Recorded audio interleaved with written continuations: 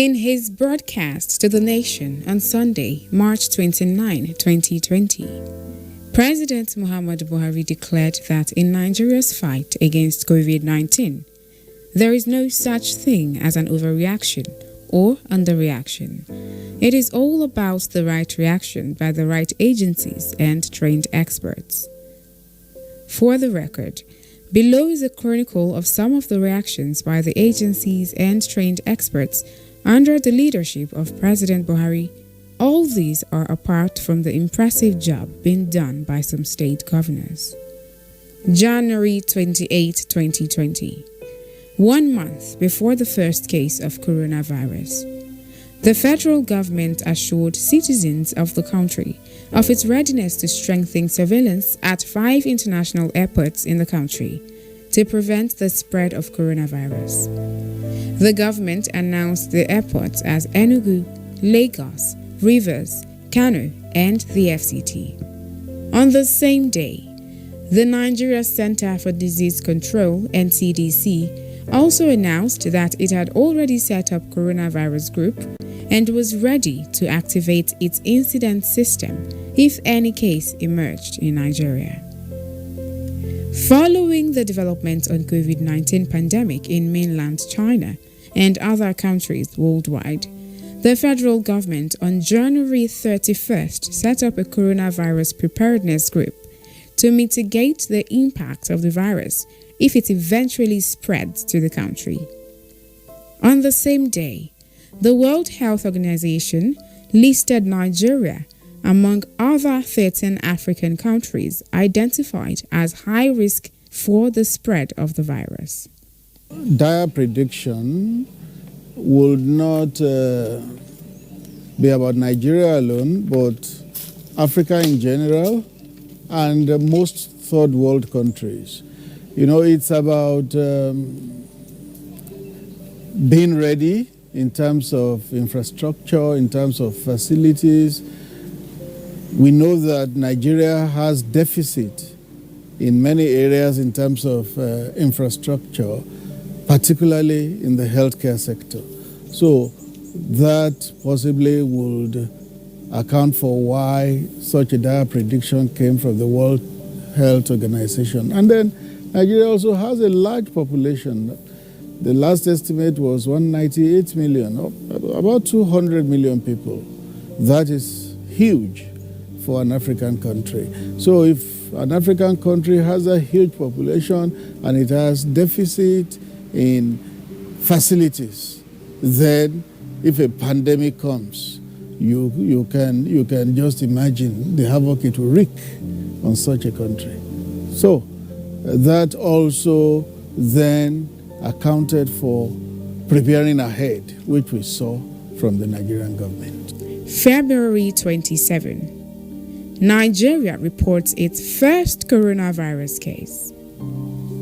Early March, Nigeria's Minister of Health, Dr. Osaji Ehanire, announced that 60 persons who had contacts with the indexed Italian patient were under isolation, 40 in Ogun State and 20 in Lagos State. But President Muhammadu Buhari would not rest on his oars. He continued to put structures in place while taking necessary steps to mitigate the spread.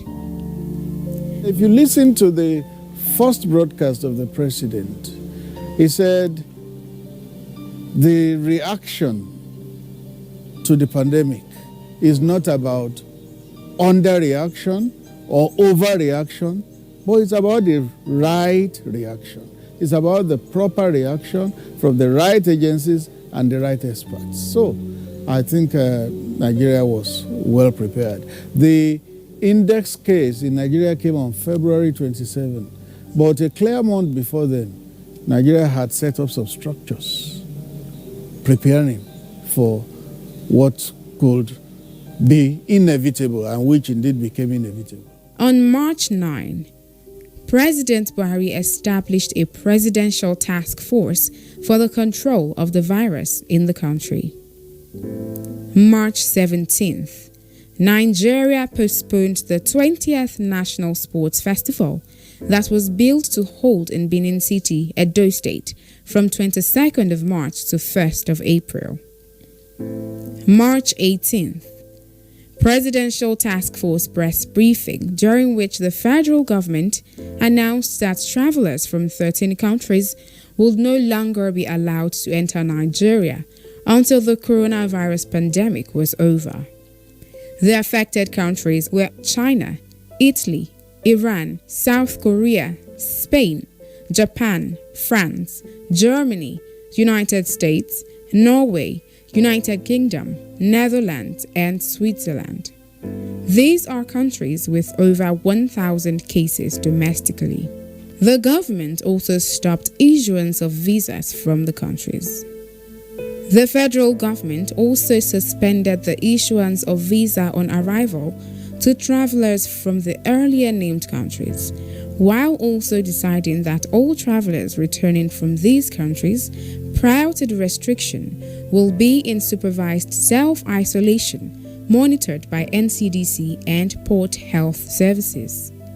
In terms of being prepared, it has helped a great deal, because we could have waited for the index case before we started those preparations. But we started a clear month ahead of the index case. So it means we were ahead of the challenge. If the challenge came before you reacted, then you will be at par with the reaction, and the challenge may be overwhelming. But we were several steps ahead. One clear month before the index case, Nigeria has set up structures. March 18th.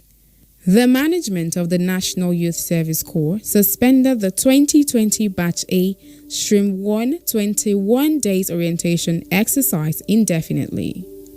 The orientation exercise commenced on 3rd March and was expected to end on 30th of March, before it was suspended after just 8 days. The Nigeria Football Federation suspended all football activities for 4 weeks. On March 19th, Nigerian President's daughter, in obedience to the established guidelines, went into isolation after returning from Britain. March 20th, Nigerian government announced the closure of tertiary educational institutions, secondary and primary. Nigeria extended travel ban to 2 more countries, Sweden and Austria. Nigeria announced the closure of international airports in Enugu, Port Harcourt, and Kano. March 21st. The Nigerian Railway Corporation announced the suspension of all passenger services from 23rd of March. Nigeria announced the closure of the remaining 2 international airports in Abuja and Lagos. March 23rd. The Chief Justice of Nigeria, Justice Tanko Muhammad, ordered all courts in Nigeria to shut down from 21st of March. March 23rd. Nigeria announced the suspension of Federal Executive Council and National Council of State meetings indefinitely. March 21st. The Federal Capital Territory Administration ordered the immediate closure of shops in the markets and neighborhood centers, except those selling food items, medicines, and other essential commodities. March 25th. Government announced the closure of Asaba Airport with effect from March 27, land borders from March 29.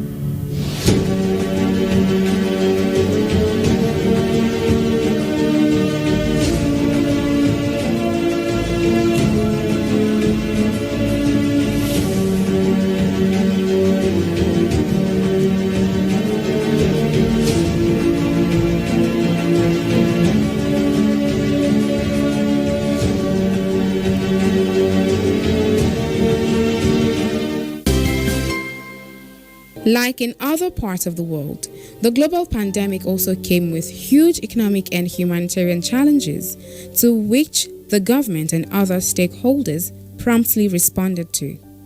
March 26. CBN announced COVID-19 fund contributions by 7 Nigerian billionaires and banks.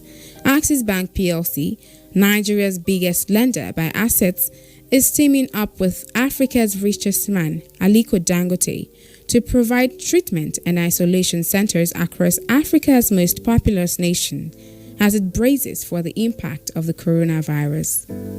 Any president will be bothered, particularly if you are the president of a low-income or medium-income country like we are. Even presidents of high-income countries will still be bothered because they have to think post-COVID. There will be enormous challenges. And that is why Mr. President has now set up what he called the Economic Sustainability Committee, headed by the Vice President. They are to formulate the right policies and responses that will stand the country in good stead after the COVID-19 challenge is over. March 26th. The federal government received 107 boxes of medical supplies from China, comprising surgical masks, protective clothing, face shields, and detection kits. March 27th. The federal government released 10 billion naira to Lagos State and 5 billion naira Special Intervention Fund to NCDC to equip, expand, and provide personnel to its facilities and laboratories across the country. NCDC naturally needed to be funded because it's at the heart of containing the infection. And of course, Lagos is known as the epicenter of this infection. Therefore, the president gave 10 billion naira to Lagos and gave 5 billion to NCDC, apart from some earlier funds that had been made available to the NCDC. So it's just a matter of putting your money where your mouth is. If you didn't fund the response, then you will be like sitting duck, just waiting for anything to happen to you. So the country needed to fund it, and despite the financial challenges that we've been coping with, the president still rose to the occasion. The federal government also announced the closure of the nation's international airports and land borders for 4 weeks in the first instance, to enable the country put up the appropriate policies, processes, and infrastructure to cope with suspected and confirmed cases at home without risking compounding of the situation with more imported cases. Only cargo vessels that have been at sea for more than 14 days will be allowed to dock in the ports after the crew have been tested and confirmed disease-free by the port health authorities. The NCDC announced that it will be drafting all its recent retirees back into service to beef up manpower. Furthermore, all NCDC staff and experts who are away on training or international assignments are to return immediately.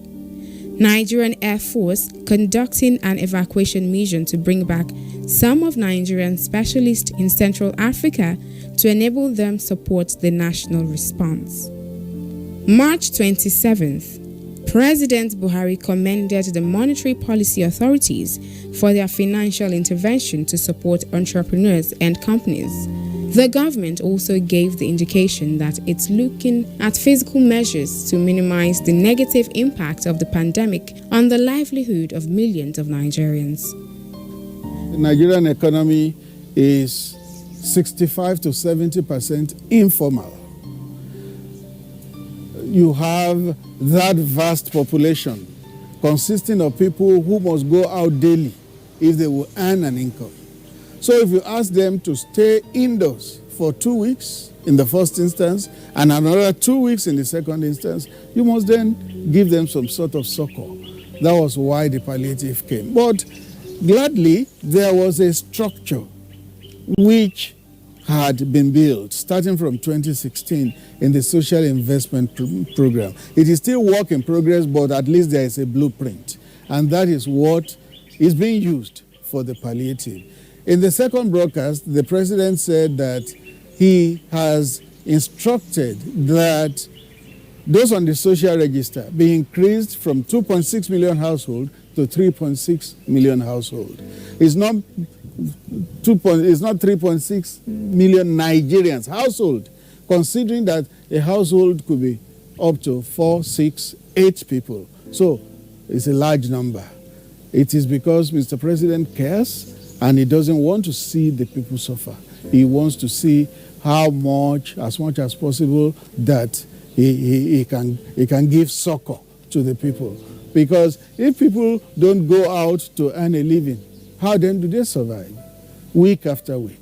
So you may say it's a drop in the ocean, but it's a place to start from. It's a place to start from. Under the social investment program, you have the school feeding program, which Mr. President also directed should continue even during the lockdown. Then you have the conditional cash transfer, which he said give them 2 months instead of 1 month. And then he said release 70,000 tons of grains to people in IDP camps and many other things. He said those who should pay back trader money should have a moratorium of 3 months and not pay back immediately. So the palliatives is a basket, a basket of policies for the good of the people. President Buhari directed the Ministry of Industry, Trade and Investment to work with the Manufacturers Association of Nigeria to ensure that production of essential items such as food, medical and pharmaceutical products continues. Government also began the process of reviewing the federal budget. With the pandemic also came the global reduction in demand for oil. And for now, oil is the main resource that Nigeria earns foreign exchange from. Other areas are coming up, agriculture, manufacturing, and all that, but they are work in progress. Our main resource to earn foreign exchange is still oil, and demand for oil has dropped. And then there was the trade war between Russia and Saudi Arabia, which further affected the market. From a budget benchmark of $57 per barrel, oil prices dropped to as low as $23, $24. So the budget had to be revised with a new benchmark of $30 per barrel. It's a severe challenge for Nigeria.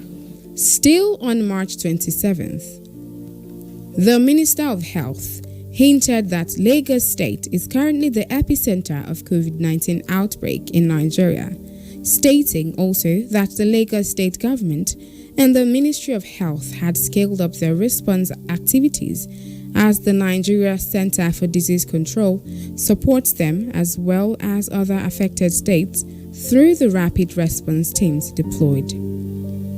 The minister emphasized that health facilities and health workers at all levels should be on high alert and maintain a high index of suspicion to give full cooperation to contact tracers everywhere. He added that while train stations, land borders, and international airports remains closed, precautionary measures should be taken by federal government to protect seaports.